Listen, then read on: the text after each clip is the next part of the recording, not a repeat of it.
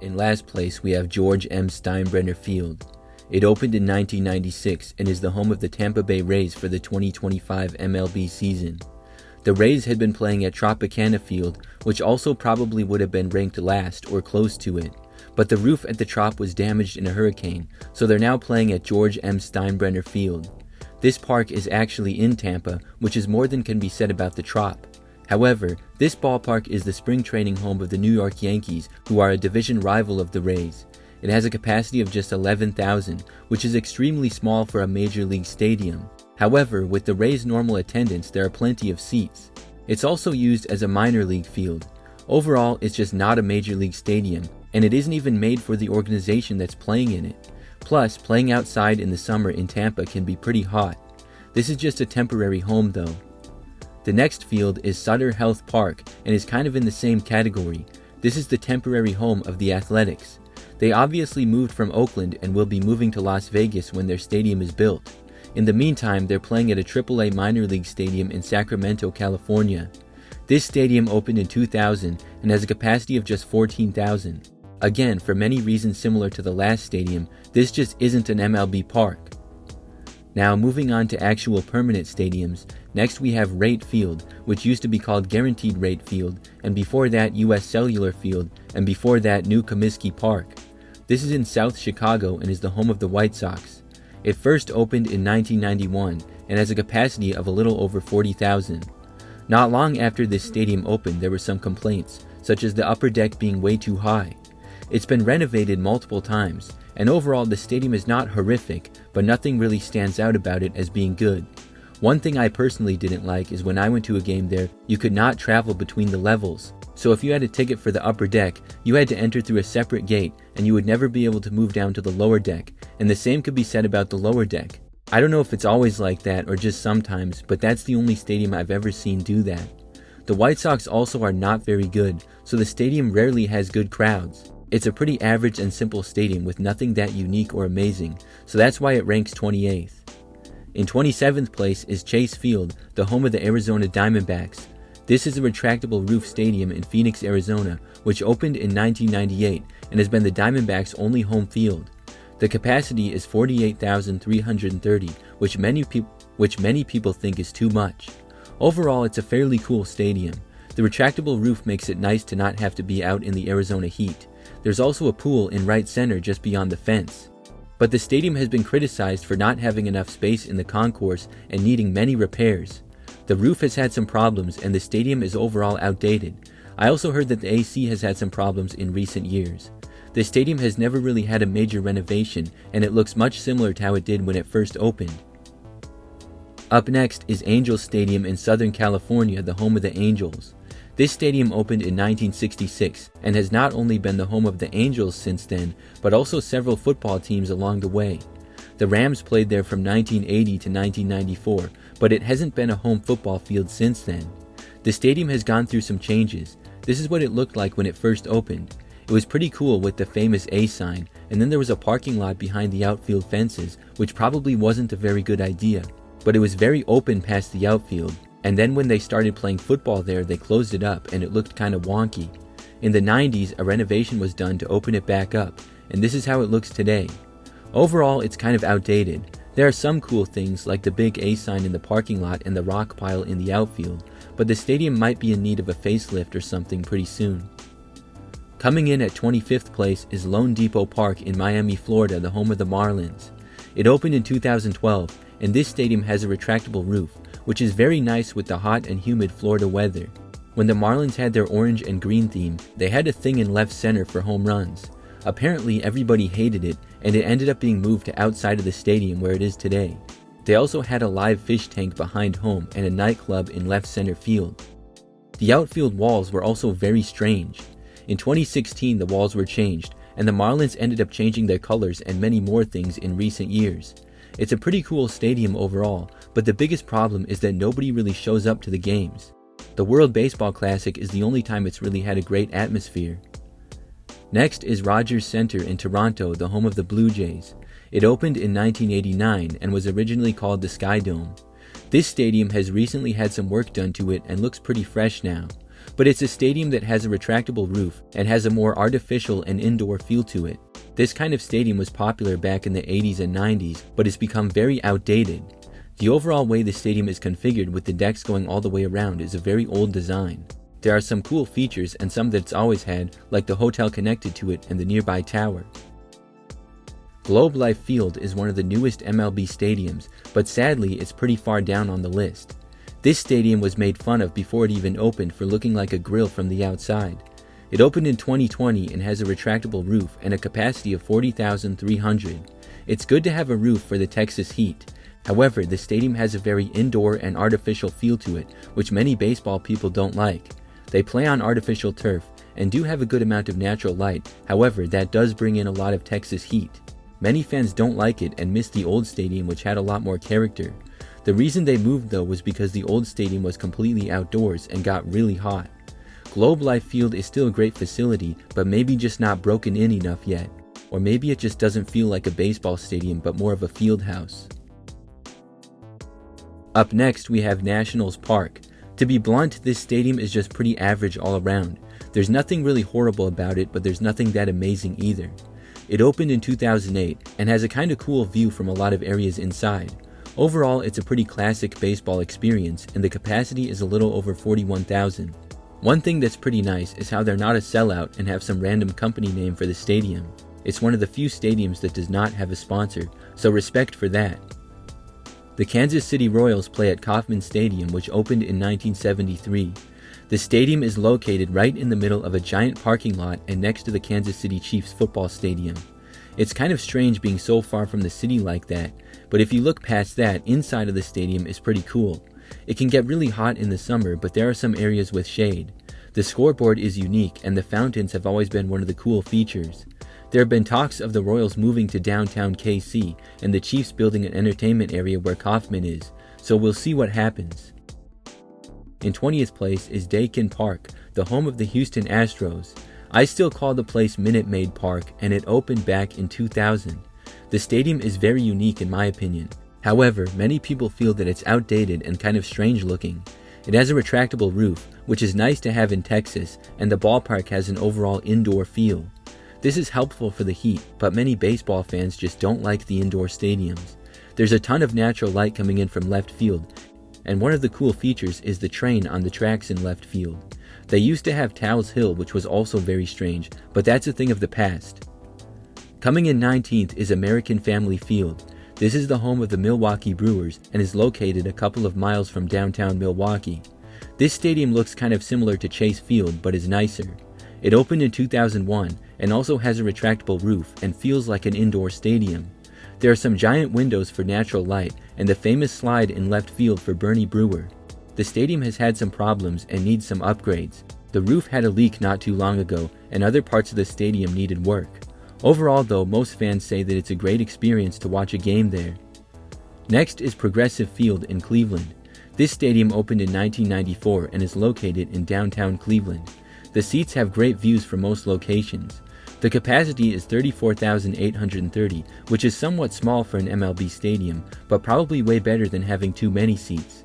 It's a fairly average stadium for the most part, and I always thought that a lot of the walls looked kind of high, but Cleveland seems to do a good job of keeping it new and updated. Truist Park is the home of the Atlanta Braves. This is a pretty new stadium and opened in 2017. Overall, it's a solid ballpark with a decent view and many modern features. It's about 20 minutes outside of downtown Atlanta, which seems a little bit far. Some people say that the stadium is also a little bland. The Chop House in right field is one of the unique features about it, which is located past the right field wall.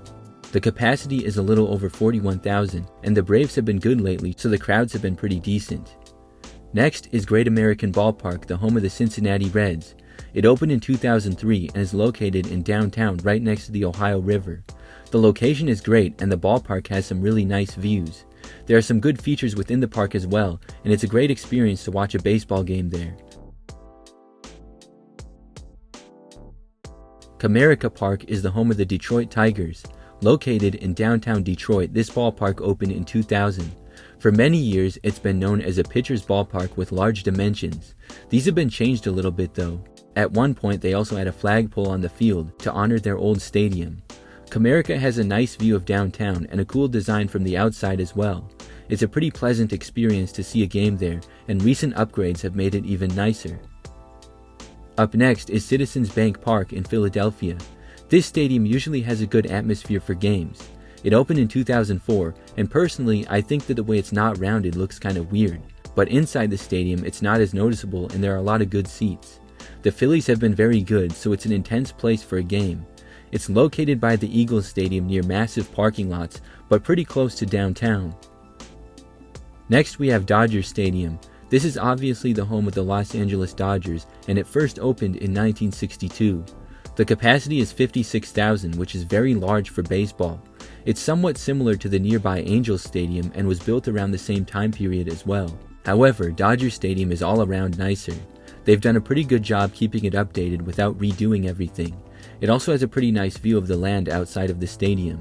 Even though it's really close to downtown LA, there's a large amount of parking all around the stadium close by.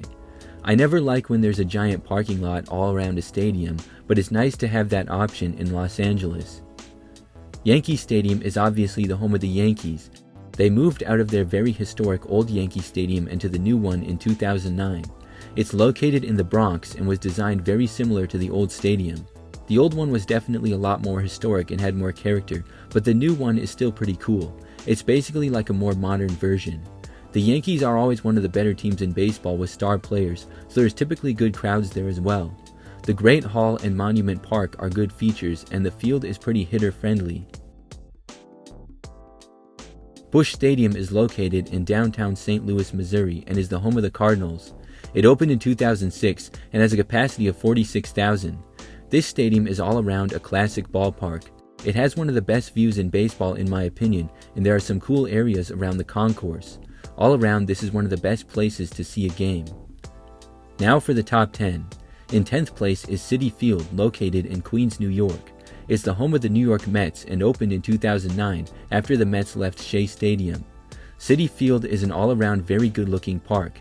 It has an apple in center field that appears when the Mets hit home runs. They did a good job of getting a lot of character into the place, and from the outside the stadium looks more like a classic old stadium from back in the day. Typically the crowds are pretty good too, and the fans are very passionate. 9th place is Coors Field. This is in Colorado and the home of the Rockies. The Rockies might not be very good, but they have a pretty good field. Coors Field opened in 1995 and has a capacity of 50,000. It's located in Denver and has a very nice design on the outside. Inside there are many cool features as well. For one, the scoreboard is very nice. They also have a sort of small forest area beyond the center field wall. And with the high elevation, there are many home runs and lots of offense, so it's typically interesting to watch a game there. In 8th place is T-Mobile Park in Seattle. They've done a good job in Seattle of keeping this park fresh and having good character. It has a retractable roof, but in my opinion still has a very outdoor feel to it. It opened in 2001, and you can see a great view of the city in left field even when the roof is closed because they have windows there. I like how the outfield wall is the same level all the way around and doesn't do anything crazy. They also made it so that fans can get extremely close to the visiting team's bullpen. Many people have found this to be one of the best parks in baseball. In 7th, we have Camden Yards, the home of the Baltimore Orioles. It opened in 1992, and since then has been one of the better stadiums in the league. It was one of the first stadiums to go away from the multi-use turf trend that we saw a lot in the 80s and 90s. There are many cool features, like the look from the outside and the giant building called the B&O Warehouse beyond the right field walls. The one criticism I have is how they've been messing around with the left field fence in recent years. It used to be very small, so they moved it back, eliminated some seats, and made the wall really high. Then they went back and moved it a little closer without adding the seats back. Some fans have called this janky. Other than that, it's a really great ballpark all around. In 6th place is Target Field in Minneapolis, Minnesota. It opened in 2010 and is the home of the Minnesota Twins. This ballpark has a great view of Minneapolis and is one of the better views in the league. Around the park there are many nice features and it's always updated and feeling fresh and new. In general, the concourse is pretty wide and easy to move around as well. It can get very cold early in the season, but in the summer it doesn't get much better. 5th place is PNC Park in Pittsburgh. This is another ballpark with a great view. It opened in 2001 and is right next to the Allegheny River with a view of the bridge as well as downtown. You can hit the ball into the water if you clear the right field seats. The ballpark has a very open feel, but not too much, and has a capacity of 38,000. Hopefully someday the Pirates can play at the level their ballpark is. In fourth, we have Wrigley Field in Chicago. This is the home of the Cubs and one of the most historic stadiums in baseball. It opened back in 1914, and that makes it really a one-of-a-kind stadium. You can tell that it's over 100 years old when you go there, and it's also one of the coolest places to see a game. The confines are very small, so you're always fairly close to the action. They've added some cool features though, and the crowds are always great there no matter how the Cubs are doing. The outfield walls are famous for having ivy growing on them, and many home runs can be hit out of the ballpark entirely. It's one of the stadiums that every baseball fan has to go to and experience. In third place is Fenway Park. For many reasons it's very similar to Wrigley Field. The stadium is also very historic and a place that every baseball fan has to go to. It's the oldest current stadium in MLB and opened in 1912. The ballpark is very small as far as overall space that it takes up. It helps because just about every seat is close to the game. The outfield dimensions are very strange, and it has the famous green monster in left field. The crowds are also great there, and the fans are very passionate about baseball. In second place is Petco Park in San Diego. It's the home of the Padres, and it's up there for the best place to watch a game. The weather is always great down there, and it has a great view of the city. It has cool features like the warehouse building in left field the stadium was built so close to. Petco Park opened in 2004 and has been very well kept since then. The pictures look amazing, but it's even better in person. It's a place that you just have to go to for yourself to see how great it is. Finally, the best stadium in baseball is Oracle Park in San Francisco. I'm sure this is no surprise to anybody, but the home of the Giants is all around the best. The views are the best in baseball, the fan experience is great, and the food is also known as being very good. It's obviously located right next to the San Francisco Bay, which is great to look at. Home runs can also be hit into the water, which has happened many times. The stadium opened in 2000 and has a capacity of 42,300. I personally like how the outfield grass is always smooth and doesn't have any designs or anything mowed into it. There's the giant Coke bottle and glove in left center field, and many other unique features as well. That's all for today's video. Thanks for watching, and we'll see you next time.